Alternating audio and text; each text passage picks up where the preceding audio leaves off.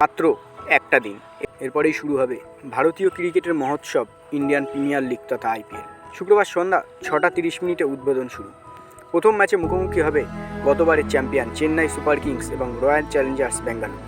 তার আগে রয়েছে উদ্বোধনী অনুষ্ঠান। এই অনুষ্ঠানে মাতাবে বলিউডের একাধিক তারকা।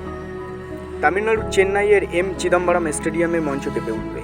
এবারও মহেন্দ্র সিং ধোনি, বিরাট কোহলিদের লড়াইয়ের আগে অনুষ্ঠানের ব্যবস্থা করেছে ভারতীয় cricket board BCCI. Indian premier league কর্তৃপক্ষ শিল্পীদের নামও জানিয়েছেন। শুক্রবার উদ্বোধনী অনুষ্ঠানে থাকবেন এআর রহমান, সোনু নিগম, অক্ষয় কুমার এবং টাইগার শ্রফ। গানের পাশাপাশি থাকবে নাচেরও অনুষ্ঠান।